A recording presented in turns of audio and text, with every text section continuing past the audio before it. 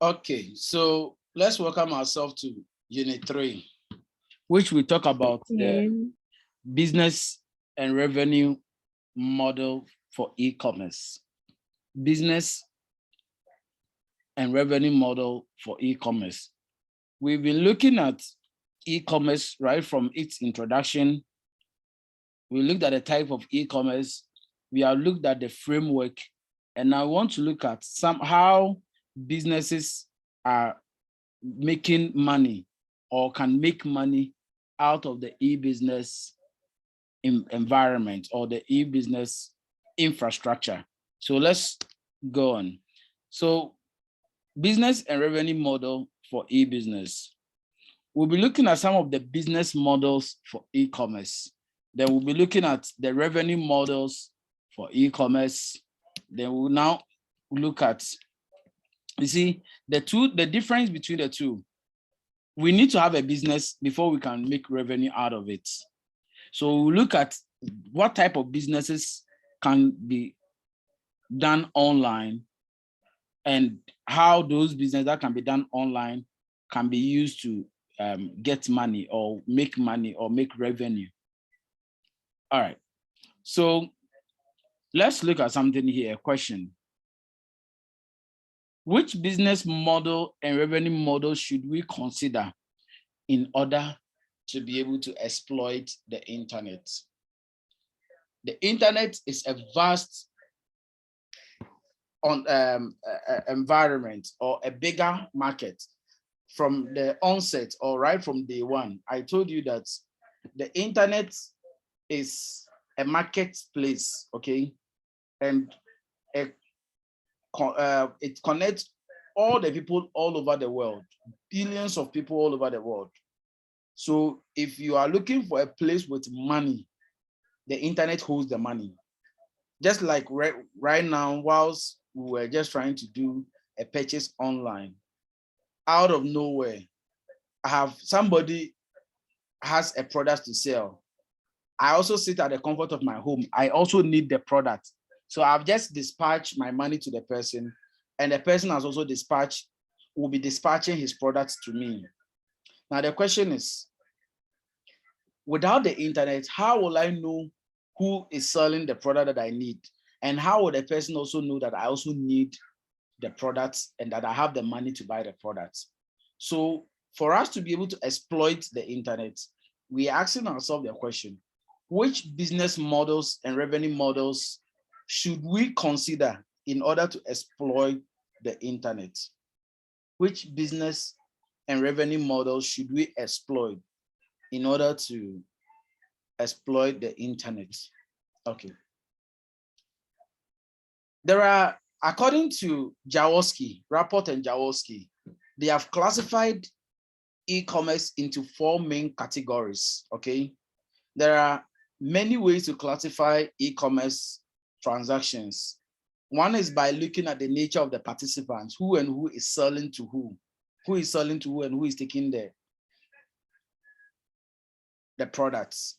So one is looking at the nature of the participant in the electronic markets. And the next one is e-commerce are commonly distinguished by the nature of the market relationship. That is, who is selling to whom. So there are 2 things that we are looking at over here. Number 1, the nature of the participants. The nature of the participants in the electronic markets place. And 2, the relationship between those participants. So as I said, Rapport and Jaworski has identified 4 distinguished categories of the e-commerce environment. And the 4 are the business to business, the business to consumer, the consumer to business, consumer to consumer kind of e-commerce. And I'm going to show you how to remember these 4 types without memorizing. So to be able to remember, you draw a quadrant, okay? Just like I'm doing it on the screen. You draw a quadrant.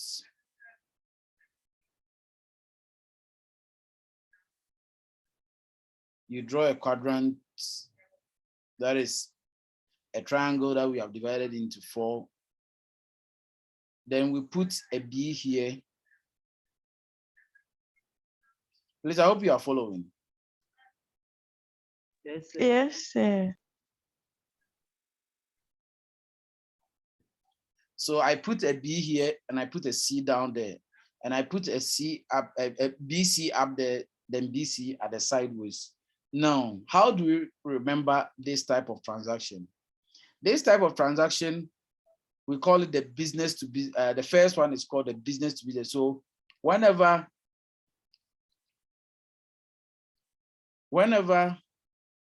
a business organization is dealing with another business organization, we call it business to business, B to B. So B and B. Then whenever a business is dealing with consumers, we call it B to C. I'll be explaining them soon. So let's just understand it here. So B and C, so making it BC. Then we have C and B, consumer to business. So C to B. Then when we have C to C, so C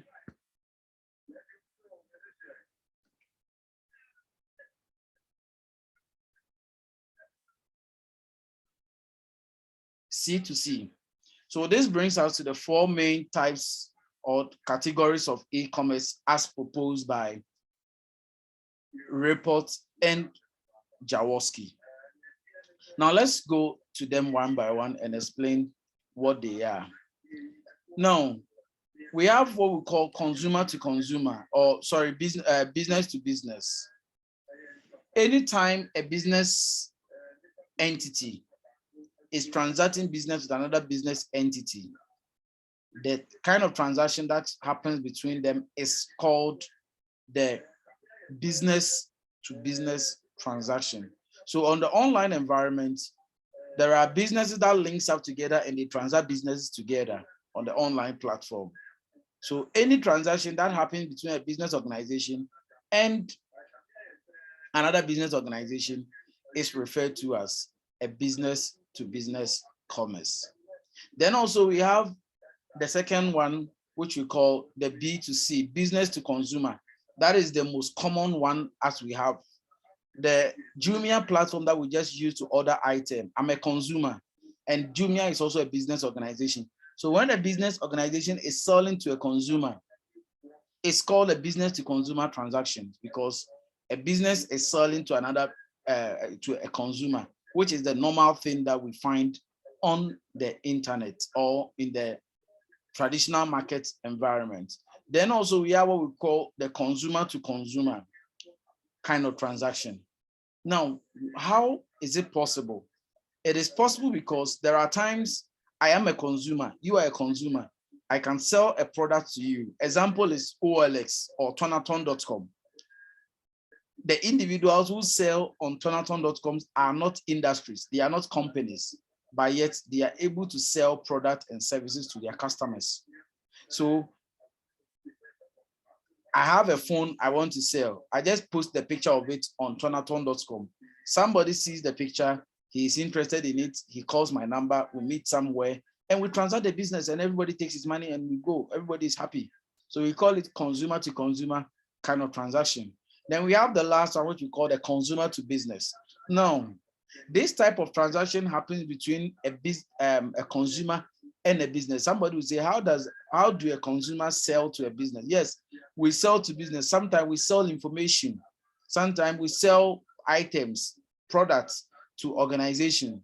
So consumers sometimes sell products to business organization. And most of the things that consumers sell to business are information-based products, okay?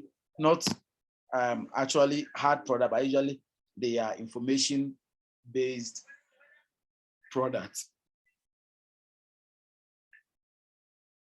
Any question?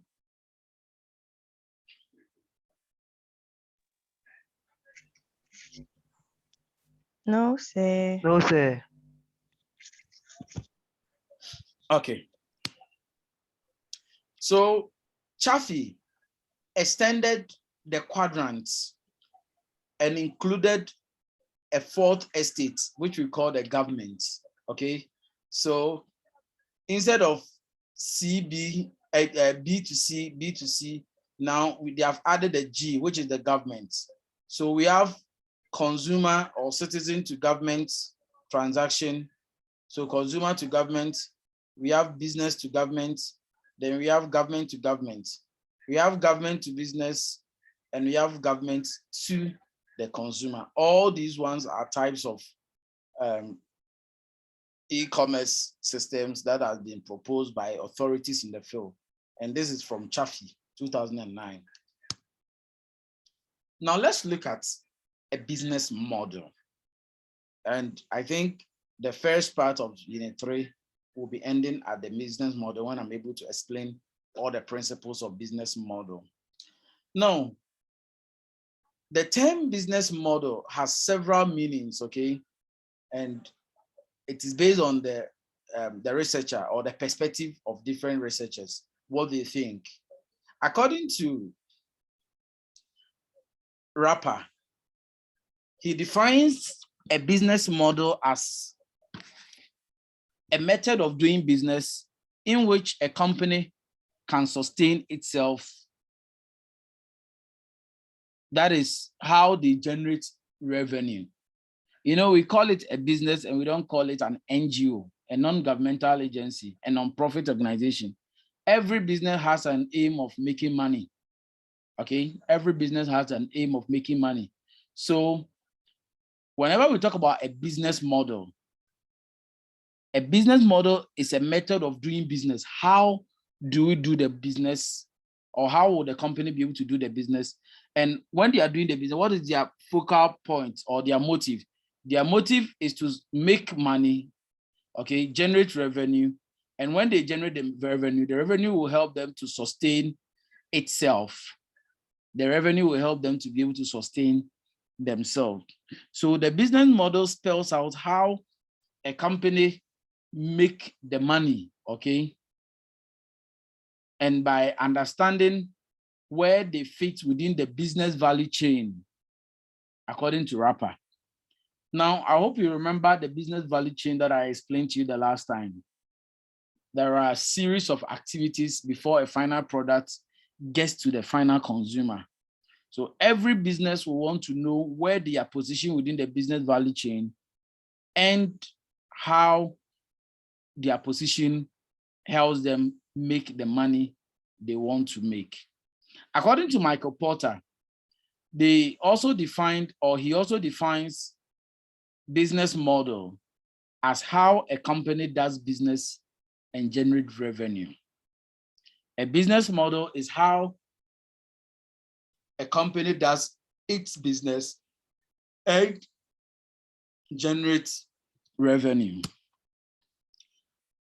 Let's look at another authority by name Timers, okay? Or Timers. I don't know how you want to pronounce it. Timers, whatever.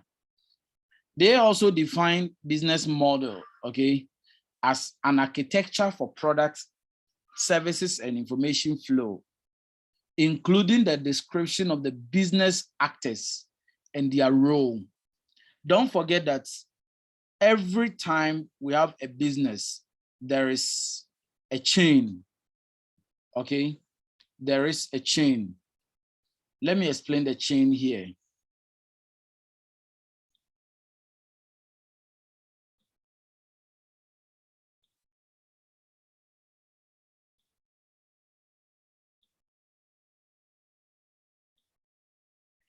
Usually, the first parts are always the manufacturer, okay? So I'll indicate the manufacturer by MAF, okay? Then we have the wholesaler.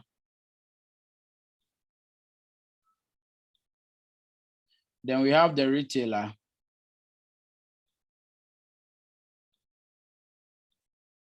Then we have the customer, okay? We are the final recipient of the product. Now, through the chain here, the manufacturer manufactures the product, gives it to the wholesaler also sells it to the retailer, and the retailer finally gets it to the consumer. Now, there are times the manufacturer manufactures a product, but the product will not be the final product that ends up in the hands of the consumer. So sometimes the wholesaler will pick a product and add other products to it to make a complete one. Like the item that I just ordered online. What I just needed was the 3D glasses that I just showed you online. But yet the one who is selling it has added a wireless headset and a game controller to it to sell it, or to make the price go a little bit higher, or to make it more attractive for people to buy from him. Other than that, I should have been buying the VR system, the virtual reality system separately. Then after buying that one separately, then I also buy the wireless headset separately. Then I buy the controller separately. But because he wants to make money and he wants to lure me to buy from him, he has picked items from different manufacturers and has put them together and he's selling them. So this, either he's a wholesaler or a retailer, is picking different products and bringing them together as one. So he has added a value to the product that he should be selling. So that is what we call a value chain. So it is architecture for product, service, and information flow, including the description of the various business actors and their roles. So assuming this retailer, the wholesaler or the retail, or let me say the retailer here is the one that picked the products together, okay? So their role is to pick products from different wholesalers, okay? There are different wholesalers who are selling the products. So they pick the product from them and put them together as one, okay? So their role that they play is to pick products and the description of their potential benefit for the various business actors. So they are picking from different wholesalers and putting them together. And the description of the source of revenue and all the things he's putting them together to sell. Me over here being the customer, I'm the only one who pays money to them. Because if the wholesalers pick the item from the manufacturers on credit basis, they will depend on the money the retailer will give them. And the retailer will also depend on the money the customer here, will be giving to the retailer. So whatever money the customer pays to the retailer is the same money that goes to the wholesaler and finally ends up in the hands of the manufacturer. So the various actors and the description of the source of revenue, and in this particular value chain that I've just explained to you, the source of revenue is from the customer, who is the final consumer of the product. Any question?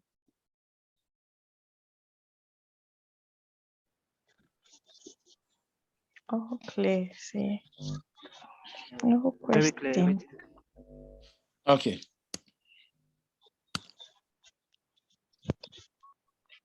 So whenever we talk about online business model, we are looking at how a company will generate profits and how do they generate the profit. Number one, look at the core product or services value proposition. What kind of product are you selling as an organization on the online market space? And where are you positioned within the value chain, okay? Number two, target customers in different markets. Who are our customers and what kind of product offerings do we have for them? Who are our customers and what kind of product offering do we have for them? So we are talking about the business model for e-commerce. We're saying that we need to look at our target customers in the different markets.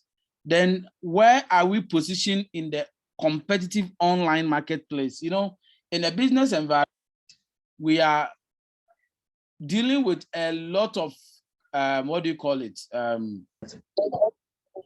We are dealing with a lot of competition, okay? Just like I showed you on the Jumia website. One product is being sold by different vendors or different stores, okay? So you need to, first of all, understand the online environment and see where you are positioned. Then you also, the last one is its projection for revenue and cost. The projection for revenue and cost. How do you intend making the money out there? And how what are some of the cost variables that you are dealing with, and how are you able to deal with those costs or reduce those kind of costs that you have to be incurring in transacting your business online? So there are 8 key elements, okay, of every business model. And we are just going to discuss these 8 key elements for today. And we'll call it a day for the first section of our unit 3. 8 key elements. Number 1, value proposition. Number 2, the market or the audience. Then number 3, revenue models and cost base. Number 4, competitive environments. 5, the value chain and the marketplace positioning. 6, we'll be looking at the representation, the physical and the virtual world. We'll look at the organizational structure, and lastly, management. Let's look at the key 8 elements. Number 1, value proposition. Value proposition has something to do with how the company's product or services fulfill the needs of the customers. I don't know if it has ever happened to you before, where you buy an item either online or offline from a shop, and by the time you get home, the joy that you had in buying the product is gone, and like as if it doesn't, you are no more interested in the product again. It's like I am ordering something online. I've been told that the item will be delivered to me within, let's say, 3 days, like the item I just ordered online. And I've been given a certain date or time frame when the item should be delivered to me. Then I wait and wait and wait and wait and wait. And next year, January, that is when they will call me that my item is ready. At that time, it will not fulfill my needs anymore because I needed it within a certain time frame. So if I don't get it within that time frame, then it means it doesn't fulfill my needs. Or the reason why maybe I might have ordered for the item has passed and I have no use for the product anymore. So the number 2, market audience. The market audience is, we are looking at the target audience and the intended market space. What kind of audience are we looking at? Are we doing a business to business kind of transaction, or are we dealing with other, or with a consumer, business to consumer, or are we doing a consumer to consumer kind of transaction, or what? So in addition, what will be the segment within this target group? So if we decide that, okay, our product will be sold to only businesses, not to consumers alone, that is, we are implementing the business to business kind of e-commerce, then the question is, within the business environment, which type of businesses are we going to deal with? That is, what will be the segment within the target group that we are going to deal with? It also includes the market strategy. How do we intend to enter the market or attract new customers? You know, last week when we were talking about the or our last unit, which is unit 2, when we were talking about the type of mediation system, the disintermediation, the reintermediation, and the counter mediation, all of them are strategies in entering the market. So there are people within the market space who have already gained grounds, or the customers are already in bed with them. So there are times we need to have a link up or a connection with them so that they will help us to be able to penetrate through the market, or be able to get a market group, or be able to enter any new market. And I gave you an example for like Malcolm. Malcolm, for instance, they deal with a lot of products, okay? And Malcolm has the market already. So if you have a product that you want to sell, or you want your product to do well within the market space, one thing or one of the advantage you can take is the use of an intermediary like Malcolm.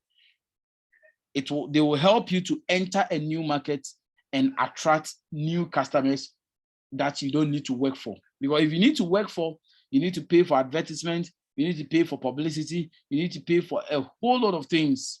But Malcolm can be an added advantage to you to be able to get into the market very well. So when we come to the online environment, Google is an example, and all other online environment where people go a lot, MindJoy Online and Ghana Web, all of them can help you to be able to attract new customers to your place. And when you attract the new customers, you now decide which type of the customers you want to actually deal with. Then number 3, we want to look at the revenue model. And the revenue model describes how the firm will earn the revenue. Apart from putting our business on the internet, we need to sit down and ask ourselves the question, how do we earn the revenue?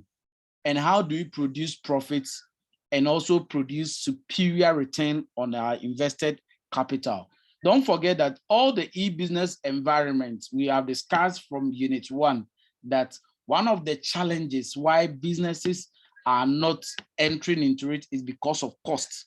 And I have been reiterating the point or the fact that e-business setup cost is very high.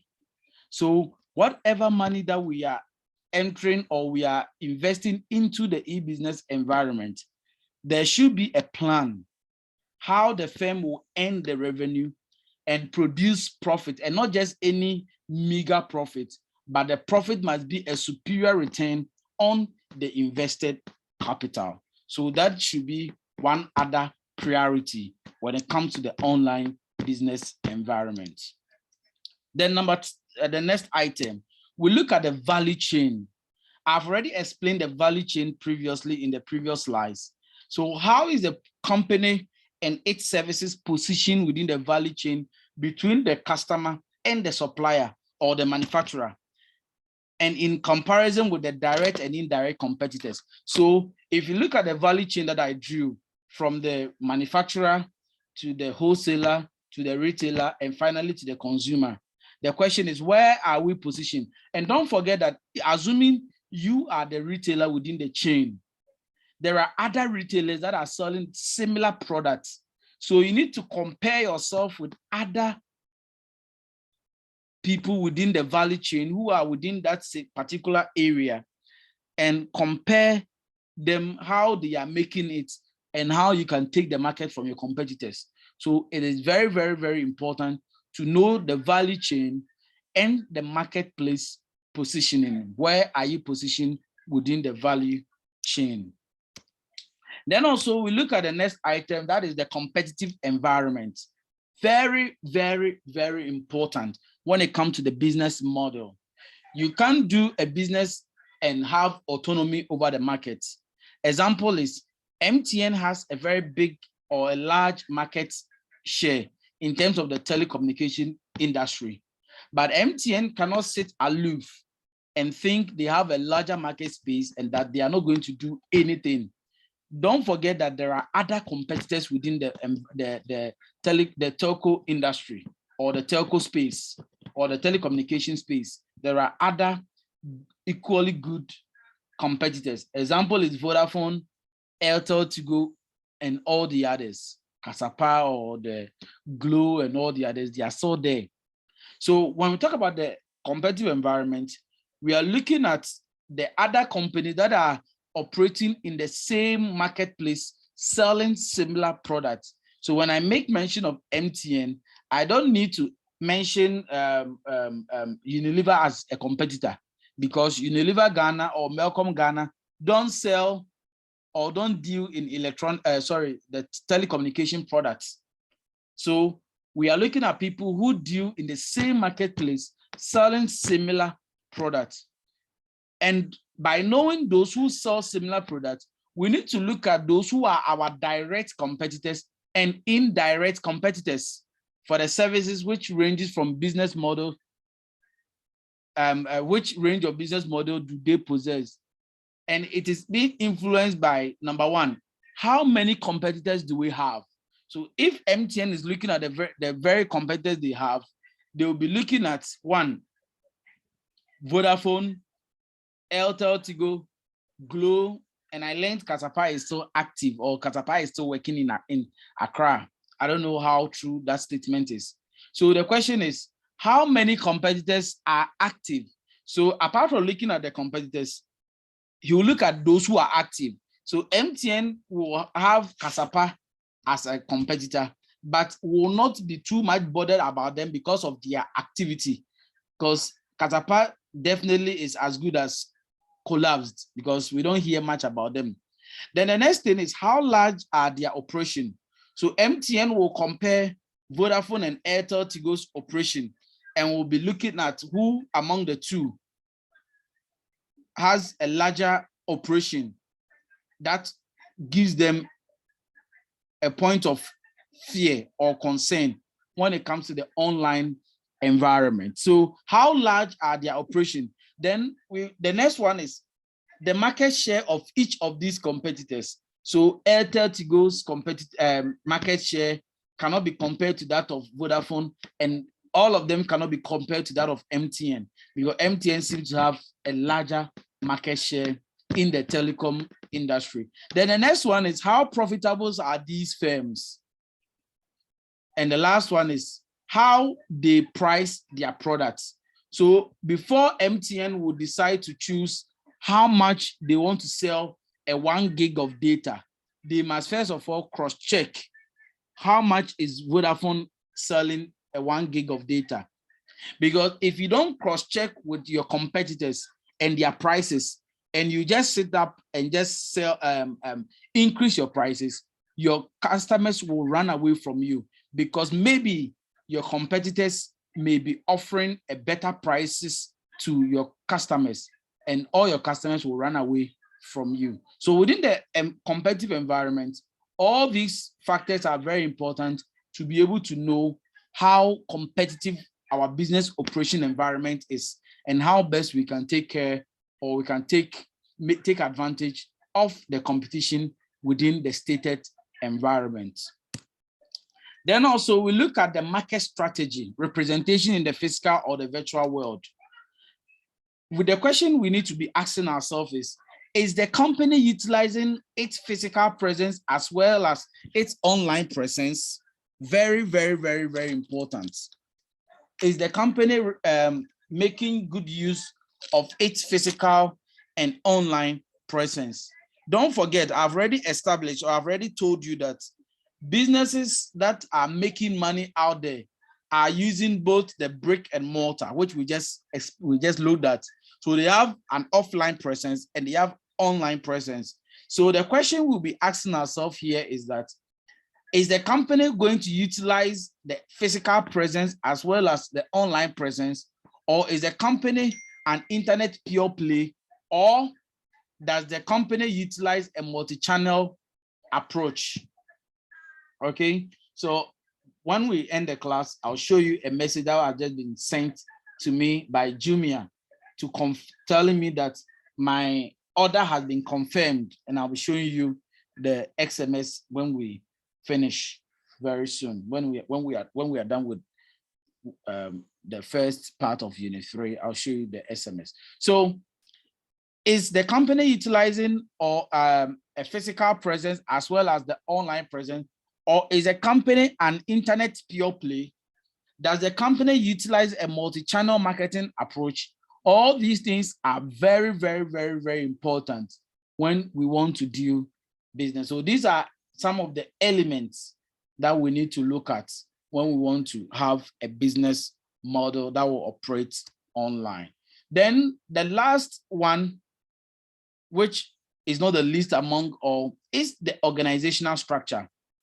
The question you need to be asking yourself is, how is the organization internally structured to create value and deliver its services? Division of labor. When a customer order an item from us and we need to deliver the item to the customer, how well or how soon can the product be delivered to the customer?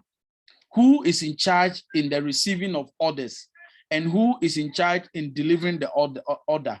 All these things are very important, because if we stack one section or one segment of the company to be doing almost everything, then the other thing will be that we will end up not satisfying any customer.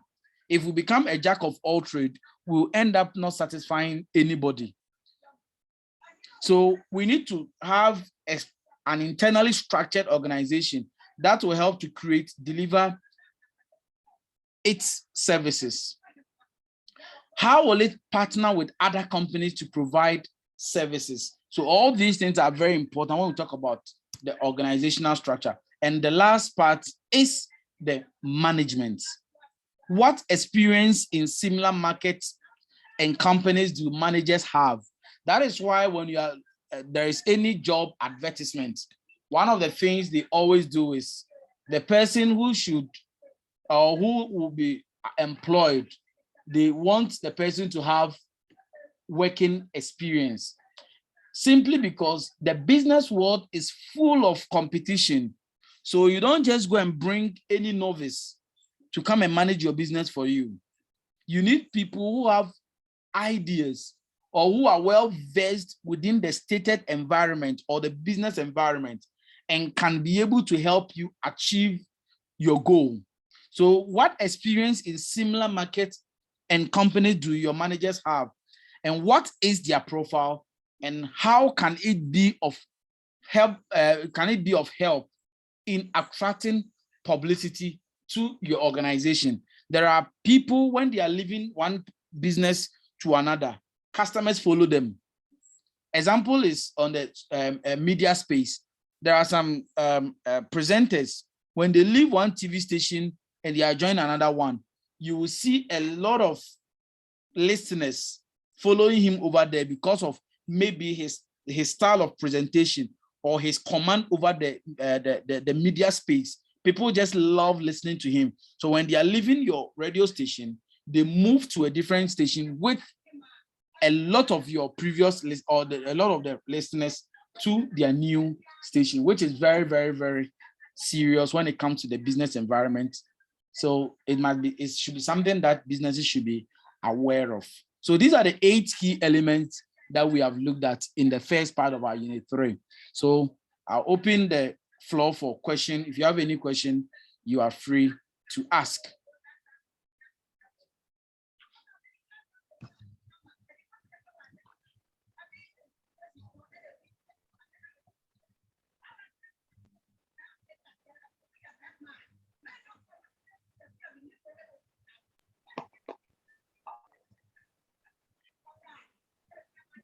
No question. What about the rest? Sir, please, everything is clear. Okay. So this is the end of the first part of unit 3. We will meet for the second part. And without any question, then see you in the second part.